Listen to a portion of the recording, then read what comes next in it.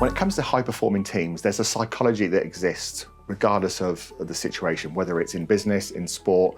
I want to share that with you today to give you some understanding kind of why your teams maybe behave the way they behave as you work with them through the course of your business. So the team psychology runs like this. It runs between a level of performance and over time, and it runs through 4 stages. The first stage you can see here is what we call the forming stage. So when teams are first brought together, they naturally actually in a very positive state. It's exciting, it's a new venture, and actually as a consequence there is a surge in performance. So you see performance going up. But as teams get to know each other and settle down, and maybe the politeness rubs off, you get kind of the honeymoon period kind of ends, and they start to get a bit of conflict. It can be power struggles. It can be, I'm just tired of pretending I like you. Different with every team, obviously, and that's when we get to this storming phase. And when storming happens, as you can imagine, you'll start to see performance dip away.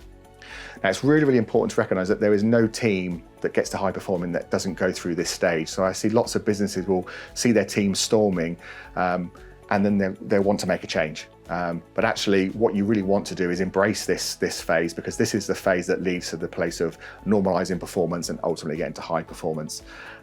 So the trick here is actually to say, can we bring it forward? Can we accelerate it? I see really great leaders very often will put high pressure on newly formed teams to get them to storming quicker, because the quicker they can get them through storming, the quicker they can get them out the other side into the high performing areas. So this is all about embracing that storming and getting to that norming phase where we spend some time with this group, get them to know each other better, getting them to understand each other better, and working through their issues and problems. That's really what it's all about here. It's kind of why really team building isn't for new teams. Team building is actually for teams that are at storming. So hold back your team building or whatever else you want to do to when you get to that storming phase, because they're the kind of events that will enable you to take you through. Once we get through to norming, if that team now starts to work through their issues, and once they work through their issues, and if you keep them together over a long period of time, that's when you get to high performance, because that's when it becomes natural. It's almost habit. It's just we know each other so well. You see sportsmen say, how did you do that? You go, I just knew he'd be there. I knew she'd be there. We're just on the same wavelength. That's kind of where you want to get any team, whether it's in business or, as I always said, in sport.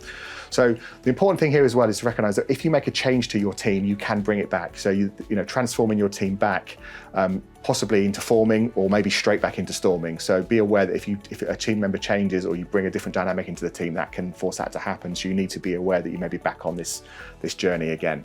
But the important thing here to remember is it's just kind of normal.